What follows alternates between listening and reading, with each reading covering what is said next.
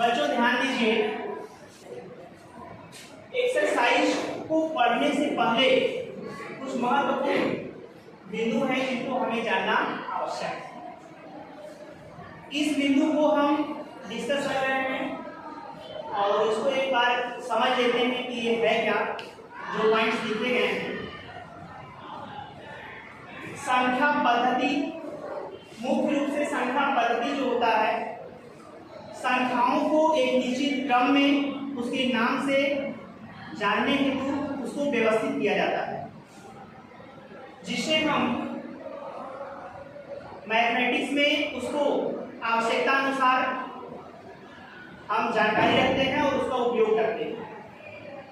मुख्य रूप से संख्या पद्धति के अंतर्गत जो क्लास 9 के एक्सरसाइज में है, उस परिमेय और अपरिमेय संख्या का अध्ययन करना है। उससे संबंधित कुछ और महत्वपूर्ण बिंदु हैं जिनके बारे में भी इसको हमको समझना है। प्राकृतिक संख्याएं, जैसा कि हम जानते हैं कि प्राकृतिक संख्याएं किन संख्याओं को कहा जाता है बच्चों? जिनको याद है बताएं। आर्थिक, एक से लेकर के अनंत तक की संख्याओं को प्राकृतिक संख्याएं कहते हैं। यानी हम कह सकते हैं all counting numbers are called natural number. प्राकृतिक संख्याओं को एक से लेकर के 1 2 3 4 अनंत यानी इनफाइनाइट तक प्रदर्शित किया जा सकता है। ठीक है ना? पूर्ण संख्याएं 0 से अनंत। हाँ, पूर्ण संख्याएं यदि हम प्राकृतिक संख्याओं में 0 को ऐड कर दें, सम्मिलित कर दें, तो हम उन संख्याओं को पूर्ण संख्याएं करते हैं। यानी हम इसको 0 1 2 3 4 ऐसे स्टार्ट करते हैं। ठीक है ना? पूर्णांक संख्याएं ऋणात्मक 0 और धनात्मक के संयोग से बना संख्या पूर्णांक। बहुत अच्छा बेटा, बहुत अच्छा प्रयास किया आपने बताने का कि जो पूर्णांक संख्याएं होते हैं, जो इंटीजर्स होते हैं, वह 3 चीजों को मिला करके बनते हैं ना। उसमें 3 चीज सम्मिलित होते हैं। 3 नंबर्स हम कह सकते हैं, एक निगेटिव टर्म होता है, पॉजिटिव टर्म होता है और 0। ठीक है ना?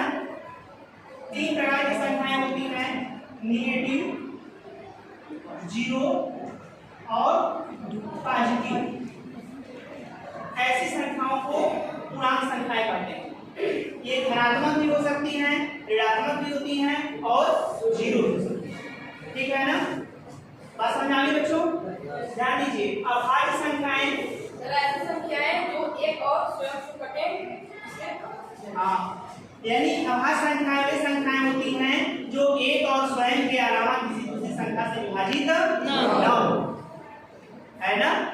A number which is divided by 1 and itself only और called प्राइम नंबर। हम उसे प्राइम नंबर कहते हैं या अभाज्य संख्याएं कहते हैं जो एक और स्वयं के अलावा किसी और संख्या से विभाजित न हो। तो हम कह सकते हैं सबसे छोटा अभाज्य संख्या 2 3 5, सबसे छोटा में क्या आता है 2 और 7 ऐसे अभाज्य संख्याएं लिखी जाती हैं। भाज्य संख्याएं, भाज्य संख्याएं क्या होती हैं? ऐसी संख्याएं जिनका 2 से अधिक गुणनखंड होते हैं। सिंपल भाषा में आप जानिए बच्चों कि जिनका 2 से अधिक गुणनखंड होते हैं उस संख्या क्या कहते हैं? भाज्य संख्याएं। यानी ऐसे भी कह सकते हैं कि जो संख्याएं अभाज्य न हो उन्हें क्या कहते हैं? भाज्य संख्याएं कहते हैं। हम इसको लिख सकते हैं 4 6 8 9 ऐसी संख्याओं को क्या कहा जाता है? भाज्य संख्याएं। देखिए 4 यहाँ पे समझ सकते हैं कि 4 तो देखें तो ये पूरे 1 से डिवाइड हो जाएगा, 2 से भी कट जाएगा और 4 से भी कट जाएगा। यानी 1 2 4 इसके 3 फैक्टर्स हुए ना। तो इस प्रकार से कहते हैं जो संख्या एक और स्वयं के अलावा किसी और संख्या से कट जाए या जो 2 से अधिक गुणनखंड रखे उसको हम कहते हैं भाज्य संख्या। बात समझ आ गई? सम संख्याएं ऐसी संख्याएं जो 2 से पूर्णतः विभाजित हो। ऐसी संख्याएं जो 2 से पूर्णतः विभाजित हो उस संख्या को क्या कहेंगे? सम संख्याएं। जैसे 2 4 6 8 10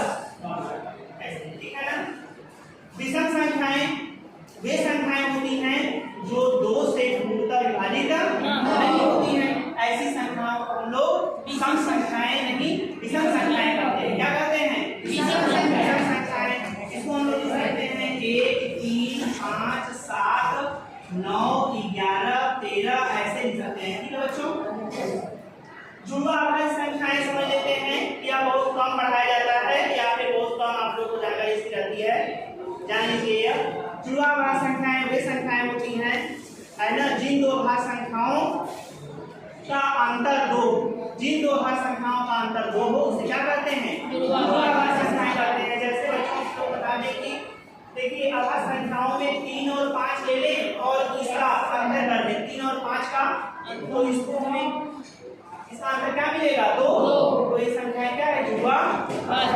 इसको ट्विन प्राइम नंबर भी कहते हैं ना, इंग्लिश में ट्विन प्राइम नंबर कहते हैं। और कोई एग्जांपल बताइए आप लोग, जैसे 5 और 7 ले सकते हैं, ये भी 2 आएगा, इसका अंतर क्या है? 2 आएगा ना। और कोई बताइए 11 ही 13 ये भी हो जाएगा, और 17 19 ये भी हो जाएगा। ये सब क्या है? ये सब क्या है? जुड़वा अभाज्य संख्याएं हैं। ध्यान दीजिएगा, इतना चीज याद रखिएगा। कुछ नेक्स्ट आगे देखिए बेटा, परिमेय संख्या और अपरिमेय संख्या। कौन बताएगा परिमेय संख्या क्या है? किन संख्याओं को परिमेय संख्या कहेंगे? बोलिए। जिन्हें पी क्यू। हाँ बहुत अच्छी, शाबाश, बैठ जाओ। देखिए परिमेय संख्या जो होती है, जिन संख्याओं को हम p by q के रूप में क्या करें? ऐसी संख्या को परिमेय संख्या कहते हैं, किंतु q not equal to 0, q 0 के बराबर नहीं होना चाहिए। अगर ये q 0 हो जाता है तो इसका मान डिफाइन नहीं होगा। इसलिए p by q के रूप में लिखी जाने वाली संख्या को परिमेय संख्या कहेंगे, जबकि q not equal to 0, q 0 के बराबर ना। अपरिमेय संख्या, जिन संख्याओं को हम p by q के रूप में नहीं लिख सकते, जिन संख्याओं को हम p by q के रूप में नहीं लिख सकते, उन संख्याओं को क्या कहते हैं? अपरिमेय संख्या। जैसे अगर हम बात करें तो परिमेय संख्या की बात बच्चों कर सकते हैं 1/2, है ना, 0/1 ये कैसी संख्या है? परिमेय संख्या है। अपरिमेय संख्या में कड़ी में 2, कड़ी में 3 या ऐसे 0.1011 0 1 1 फिर 0 ऐसे बनना कर सकते हैं ना। तो ऐसी संख्याओं को हम लोग लिखें तो बहुत सारे एग्जांपल्स इसमें लिख सकते हैं। आप कोई और एग्जांपल ले सकते हैं, जैसे यहाँ से 0 हो गया, 0 2 0 2 0 0 2 0 0 0, है ना। यानी हम ये देख रहे हैं कि ऐसी संख्या जो कभी न रुके और कभी रिपीट न करे, उस संख्या को क्या कहेंगे? अपरिमेय संख्या। यानी भाग देते जाएंगे डेसिमल में, दशमलव में चलता जाएगा, रुकता नहीं है, उसको अशांत। और दूसरी चीज की एक ही चीज बार बार नहीं आता है, उसको अनावर्ती कहते हैं। यानी अशांत अनावर्ती या अनवसानी अनावर्ती संख्या को अपरिमेय संख्या भी कह सकते हैं। ठीक है, यह संख्या कैसे लिखी हो, इसको 0.3 पर बार लिख सकते हैं, इसे हम कहेंगे परिमेय संख्याएं। क्या कह सकते हैं? तो परिमेय संख्याएं, अपरिमेय संख्याएं और ये सब सारी संख्याओं के बारे में आप लोगों ने समझा। आ गया बच्चे समझ में? Yes sir. आज के लिए बस इतना ही, और हम लोग सेशन में, ठीक है ना? ठीक। Thank you.